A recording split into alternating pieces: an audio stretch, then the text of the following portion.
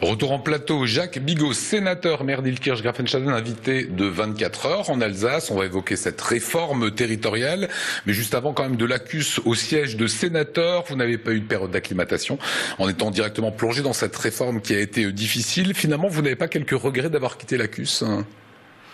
Non, d'abord parce que je crois que j'y ai fait une bonne expérience, c'était intéressant, mais je suis ravi de me retrouver au Sénat, d'être à la commission de la loi quand on est juriste.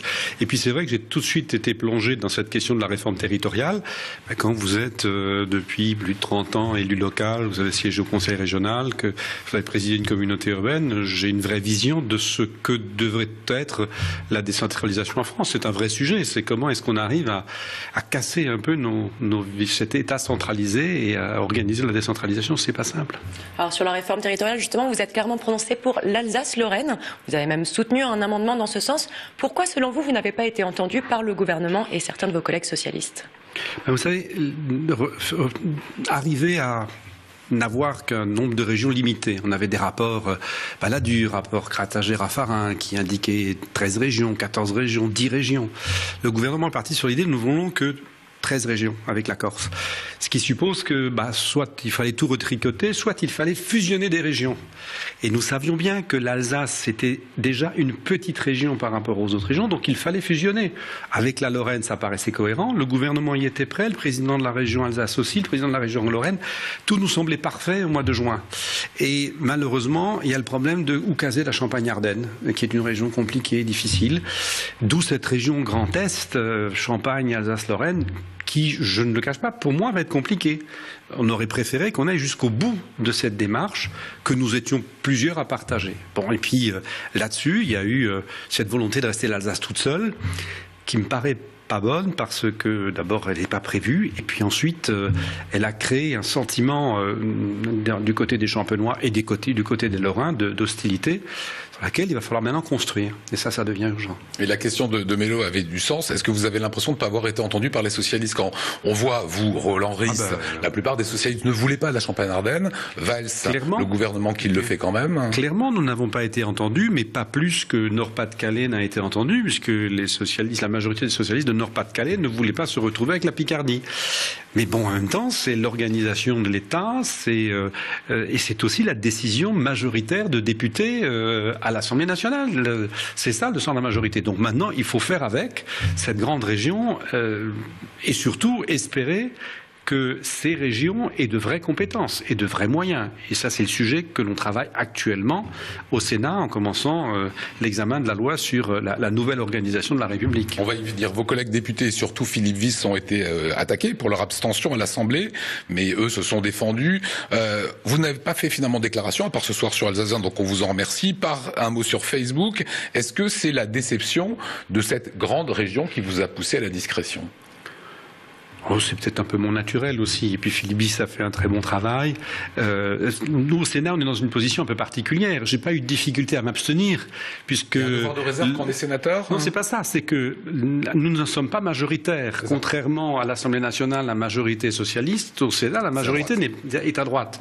Donc par définition, moi je me suis abstenu, mais parce que tout le groupe socialiste était en désaccord avec ce qu'a refait le Sénat. Donc c'était pas difficile, je n'allais pas communiquer.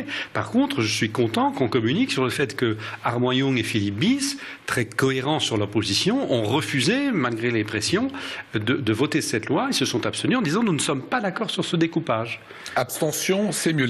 Une des questions, c'est de se dire, sur des grands dossiers comme le référendum, il y a 1 an et demi, ou la réforme territoriale, est-ce qu'on a le droit de s'abstenir ? Est-ce qu'aujourd'hui, finalement, on ne devrait pas avoir une position plus tranchée ? Oui, je suis pour, non, je suis contre.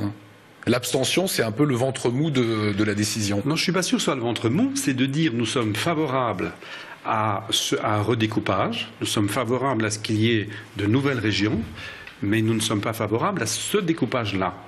Et donc je pense que ça a été cohérent. C'est déjà courageux quand on est dans un groupe de ne pas suivre le groupe et de dire j'affirme mon indépendance. Et je pense que c'est bien. Ensuite... l'avenir nous dira comment va fonctionner cette grande région. Ça va être un vrai sujet. Justement, le département reporte son budget. Strasbourg dans le doute pour le siège des collectivités qui sont dans l'attente de la portée exacte de la réforme. On veut en savoir un petit peu plus. Alors que d'autres régions qui sont non touchées commencent déjà à avancer. Est-ce que nous, en Alsace, aujourd'hui, maintenant que ça a été voté, est-ce qu'on est en train de perdre du temps ? Alors, on est en train d'élaborer, non pas une nouvelle décentralisation, mais une clarification des compétences, que tout le monde appelle de ses voeux. Alors, le département dont on pensait qu'il allait peut-être disparaître, manifestement n'est pas amené à disparaître. Je pense au contraire que le travail qui a été fait au Sénat valorise plutôt les départements.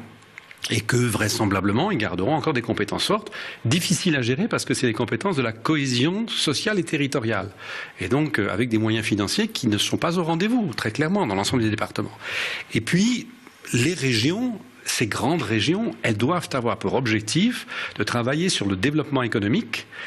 Et ça, c'est vraiment la difficulté qu'a la France de s'organiser sur le développement économique. Et avec de voir... une région qui va de la banlieue parisienne au Rhin. Oui, et avec là-dessus le rôle particulier, selon la loi qui a été votée en janvier dernier, des métropoles qui doivent tirer le développement économique. Nous savons bien, nous, que Strasbourg tire le rayonnement économique bien au-delà des limites de la communauté urbaine. Lorsque vous voyez des entreprises qui se développent à Erstein, à Brumath, à Molsheim, ou même ailleurs dans le département, on sait bien qu'il y a un dynamisme qui est créé. Lorsque vous avez une université qui accueille 50 000 étudiants, c'est évident que cela rayonne bien au-delà. Ça veut dire que le siège de cette nouvelle région, grande région, doit être à Strasbourg. Alors moi, je souhaitais au Sénat qu'on envisage que dans toutes les régions dans lesquelles il n'y a qu'une métropole, d'office la métropole soit le chef-lieu de la région. Bon, ça n'a pas été accepté parce que ça posait des problèmes dans d'autres régions.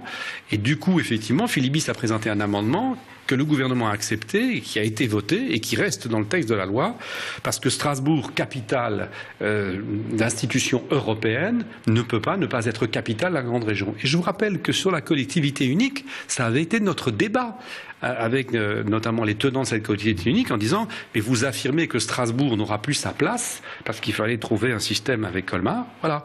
Donc maintenant, je pense qu'il faut qu'on aille de l'avant et qu'on se pose peut-être la question pour renforcer l'Alsace si on le souhaite. Après tout, dans la collectivité unique et dans le projet que soutenait l'UMP, il y avait l'idée d'un département unique. Faisons ce département unique au Rhin-Bas-Rhin, un département Alsace dans une grande région, ça peut avoir du sens. On l'appellera comment ? L'Alsace, tout simplement.